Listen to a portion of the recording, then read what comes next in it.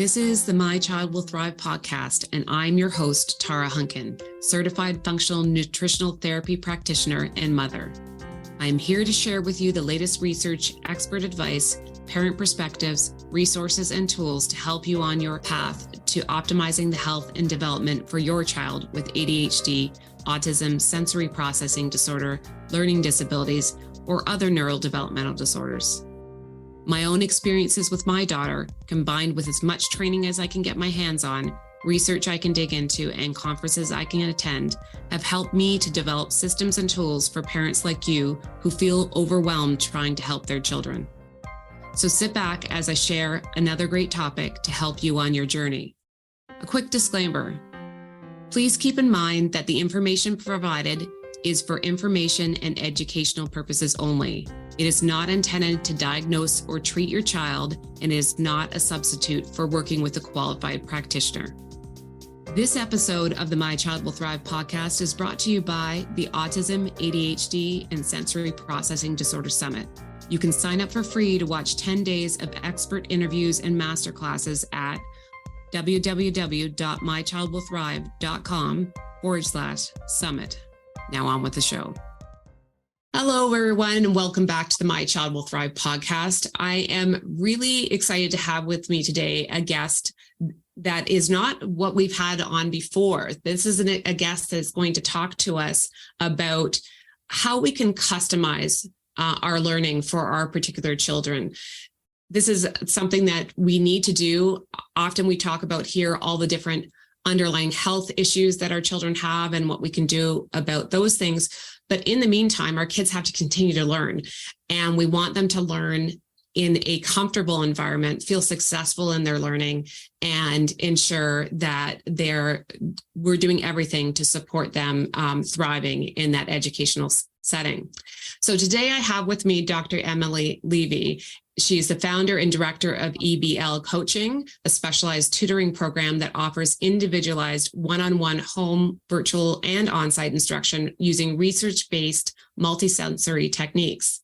Dr. Levy graduated from Brown University and received her master's degree in special education from Nova University in Florida.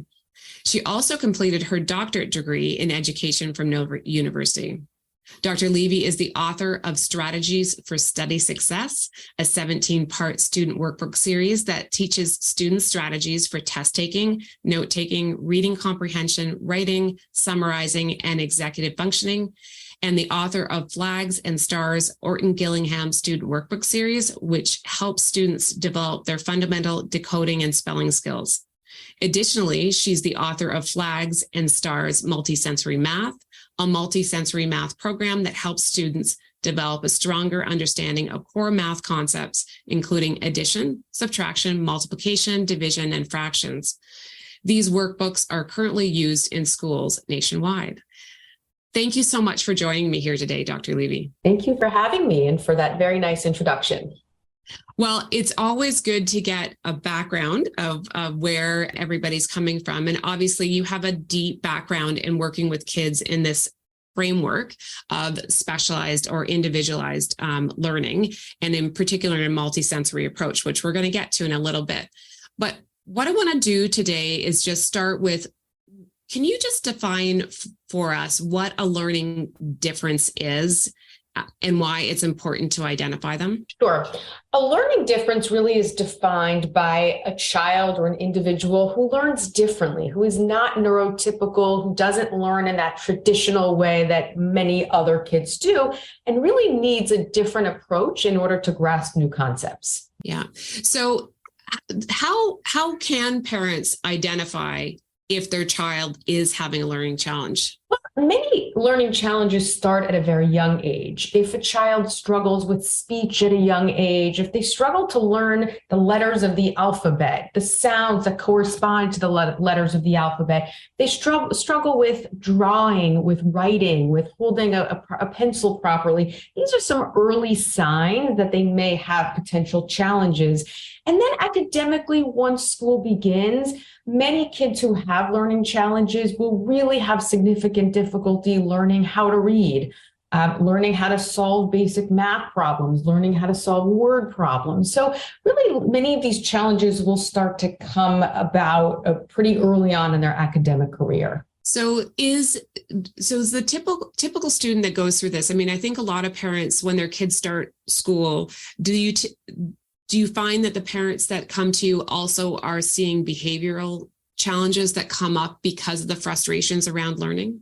Absolutely. Sometimes, not with every child, but definitely some kids become so frustrated that they shut down. They don't want to look at a book. They don't want to do any of their homework. They start to act out and have behavioral challenges, really as a way of dealing with their issues that are not being properly addressed. Not every child exhibits that, but many definitely do. Yeah.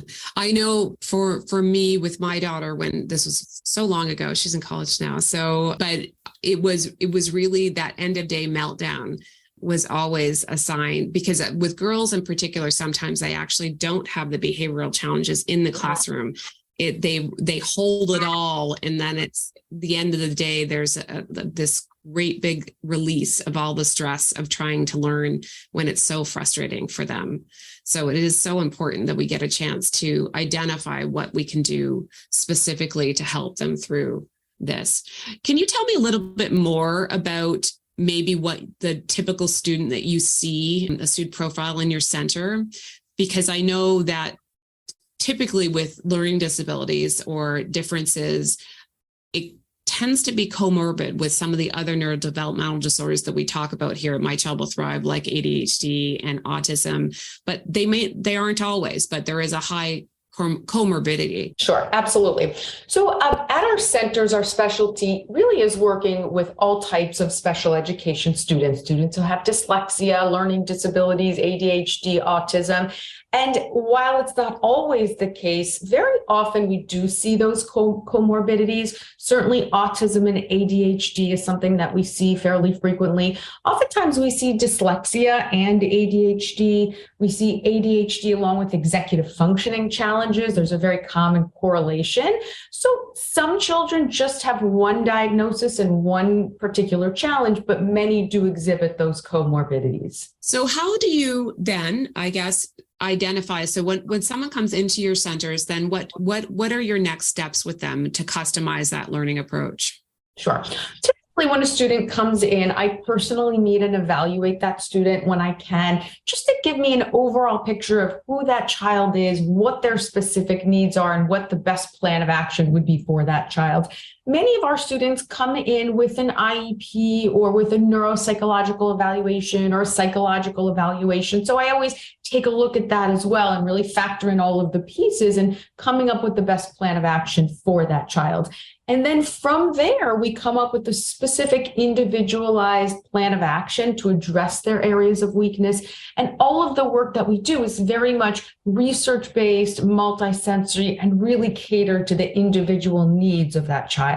So let's talk about that. Let's start with what is a multisensory approach, because I'm sure many people haven't heard of that terminology before. So a multisensory approach means that we engage multiple senses when working with the student: the visual, the auditory, the tactile, kinesthetic modalities. So for instance, rather than just say working out of a workbook or listening to a teacher, we really try to engage those senses. With reading, for instance, part of the Orton Gillingham methodology, which I know we'll get more into later, that is a multisensory approach. And we integrate tools like colored sand for forming letters, magnetic tiles, whiteboards, all as a part of that very highly structured multisensory approach to helping students build their reading skills. Okay, well, so let's dive into that. What Orton Gillingham method, people may have heard of it before or been introduced to it in terms of with the special education, but where did it come from and why was that method developed? And then let's talk about a little bit more the nitty-gritty of what it actually looks like. Sure.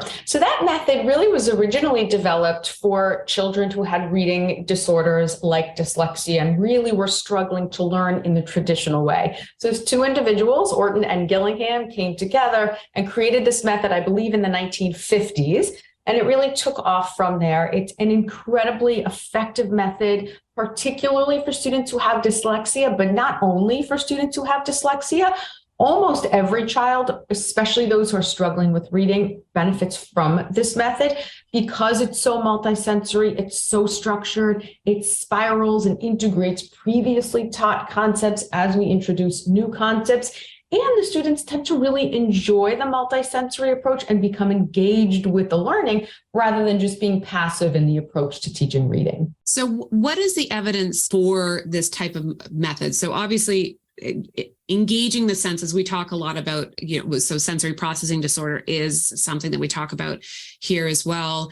Obviously, the ability to then integrate all the different senses and engage them. Why is that so important for learning, and particularly learning for kids that are struggling? Sure. Well, there's really been a lot of research from many different research institutions about the most effective methodologies and approach for working with students who have learning challenges. And that is using a multisensory approach because it really helps to engage them and make them an active part in the learning process rather than, like I mentioned before, more passive learners. And really integrating those multisensory tools also helps kids stay focused and maintain their attention because they're actively involved in the process. So this actual method, is it typically used in a school setting, or is it only found in tutoring centers like yours? Some schools that do integrate it, usually it's more of the special ed schools that are catered to students who have particular learning challenges that use it.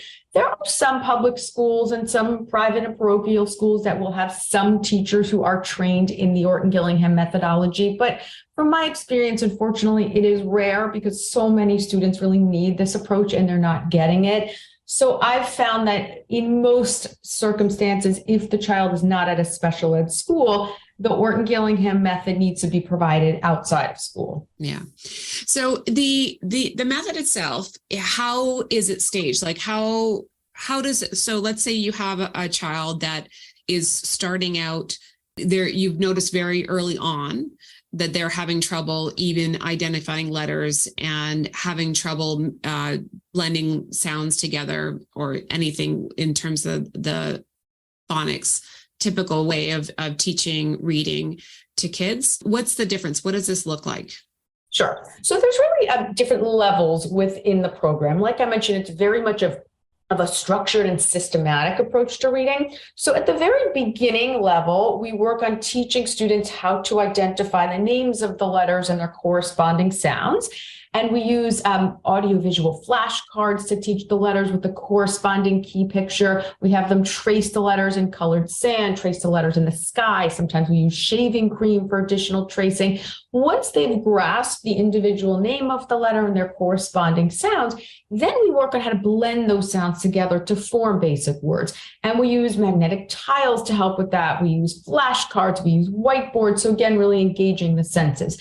And then once they've grasped how to read and spell very basic 2- and 3-letter words, CVC words, we then move on to more complex words, words containing blends, words containing consonant digraphs, vowel digraphs, eventually multisyllabic words, and then eventually words with prefixes, suffixes, and roots, while always reviewing and continuing to integrate the previously taught concepts. So again, highly structured, highly systematic, spirals back, and really very multisensory in its approach. So that part of it, the approach in terms of the bringing back the other things into it, like in terms of the repetitive natures of bringing back so that they do that.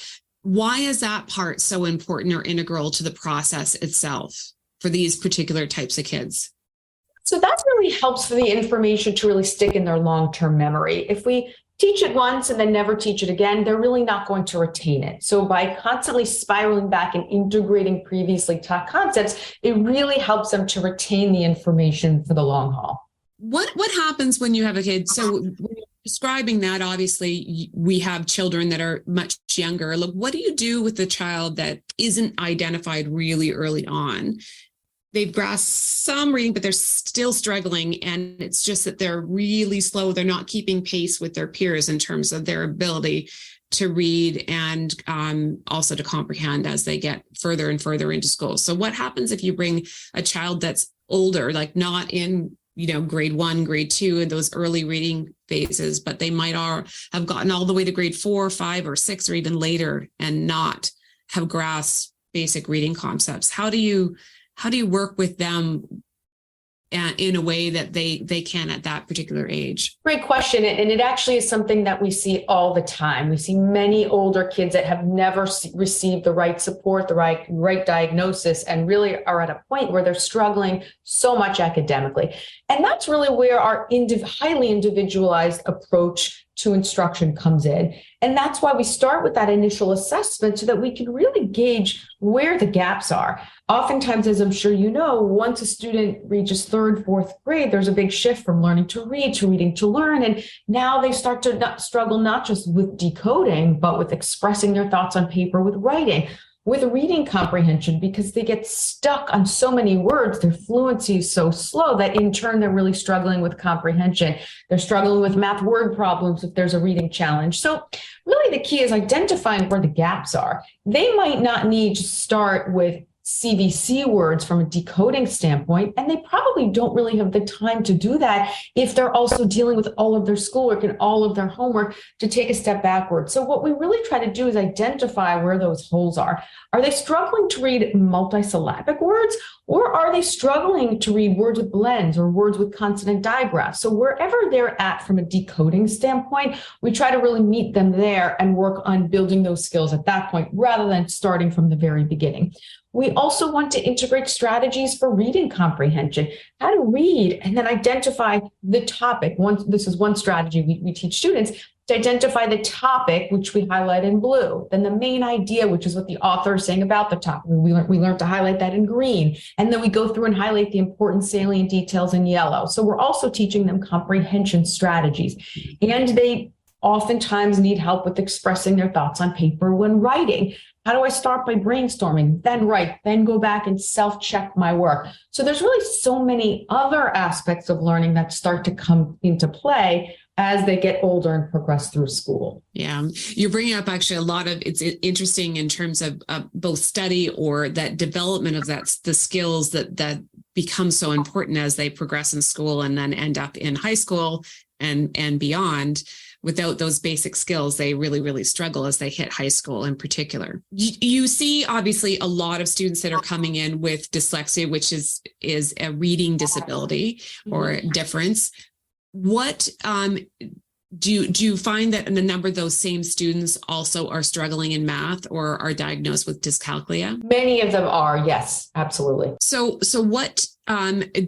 what do you do in terms of the approach when it comes to, we've talked about reading, what's the approach, or is it similar, but with different materials for dyscalculia or math challenges? It's similar in that we still use that real multisensory approach, because certainly students who have dyscalculia need that multisensory approach in order to grasp math. And of course, math builds upon itself. So without having those foundational skills intact, they will only continue to struggle as they move through school. We also work at the same time on teaching them how to solve math word problems in a systematic way. So for instance, rather than just looking at these long word problems and seeing a bunch of language that they don't know what to do with, we teach them a systematic approach. So let's start by identifying what is the operation that we need to do. Let's circle the relevant information. Let's identify the key words, and then let's write the solution in our own words as a full sentence so that we understand what's going on. So we're really, again, using that systematic approach, but applying it to math word problems. We're using that multisensory approach to help them understand what it means to add objects, to subtract objects, what it means to look at a fraction. How do I grasp what 1/4 means? So again, using that same structured multisensory approach, but specific to math in this case. What do you think the strategies that parents should take in terms of if they feel that their kids are struggling and they need outside support? One of the things we like to talk about here is how do we work as a team with their current teachers, with other practitioners they may be working with, because they may be working with an occupational therapist on handwriting or other things. Same thing. They could be working with a vision therapist on things. How do you work with that team of people that are there to support a child? Sure. Well, first off, I absolutely feel the more we can work as a team, the better for every child. It can only help and often does, because sometimes in a one-on-one setting, we might not see certain behaviors that a classroom teacher might see, and vice versa. So in terms of parents, really what they should do if they're noticing any kind of struggle at home when the child's doing homework or when they're working with their child, really the first step is they should talk to the child's teacher and see what they're noticing in school. Are they noticing the same kinds of challenges? Maybe the child's exhausted by the end of the day and therefore showing other kinds of challenges. So really trying to get more of a lay of the land of what is or isn't going on. But ultimately, the more we can work as a team, if the child is working with a speech therapist, an occupational therapist, another support specialist at school, the better. So what we try to do is set up sort of a plan that works for everyone, whether it's a monthly check-in, whether it's sending emails, progress emails, so that we can all keep each other in the loop, whether it's phone conversation. So we're just trying to be realistic with everyone's time and what could work in terms of collaborating together as a team. Yeah, it really does make a great big difference when parents can pull in all the people involved in their child's, whatever the work that they're doing with them, to make sure that everybody's working on the same thing in a way that's going to be complementary. So that's really great advice. So tell us a little bit about the work that you do in your center, what it's all about, and where people can find you. Our specialty is working one-on-one, providing one-on-one tutoring to students who have all types of specialized learning needs, different types of learning disabilities, including dyslexia, dyscalculia, learning disorders in writing, ADHD, executive functioning, autism. We provide the services both one-on-one at our learning centers, which are in New York as well as New Jersey, as well as at students' homes. And then really over the past several years, even before the pandemic, we've developed an amazing virtual learning platform, which has allowed us to help kids really worldwide, not just nationwide. And we have amazing technology and resources that we're able to use so that we're engaging one-on-one as though we were in person with the child. So it's really been exciting to be able to develop that. But like I mentioned earlier, all of the work that we do is research-based, it's multisensory, and it's highly individualized to the needs of each student, which just makes such an amazing difference for these kids. There's lots of information on our website, which is eblcoaching.com. I write articles all the time on different education topics, and I have a blog. So parents are certainly welcome to learn more about me and about the work that we do on our website. That's great. It is great that like you said, you even pre-pandemic, you were working on the virtual platform, because it is nice to be able to reach people all over the place, because not everybody is lucky enough to be right nearby to a lot of these services. So it's wonderful that you're able to do that. And I was curious as to how that virtual worked with such a multisensory approach. Can you give us sort of an example of what that looks like? So often what we do is we'll mail a set of materials with manipulatives to the student so that both the student and the tutor have the same set of manipulatives and they're able to engage together that way. There are some online tools that we use as well. There's virtual magnetic tiles and virtual whiteboards that will also integrate, but we're able to use that physical multisensory approach by actually having the tools. That's great. It's nice to see that. Well, it has been a pleasure having you with us here today. And I'm really glad that we had the opportunity to chat, because I think that, like I said, we often focus on the health issues, but we also need to focus on what we're going to do to help our children learn as we work on the underlying health issues that they're dealing with. So I really appreciate you taking the time to tell us about your center and what parents can do specifically to help support their children's learning in core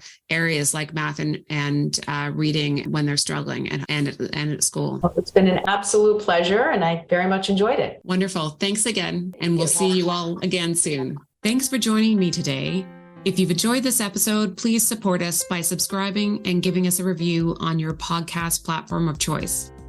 This is Tara Hunkin, and I'll catch you on the next episode of the podcast or over at mychildwillthrive.com, where you can find articles and the free My Child Will Thrive toolkit too.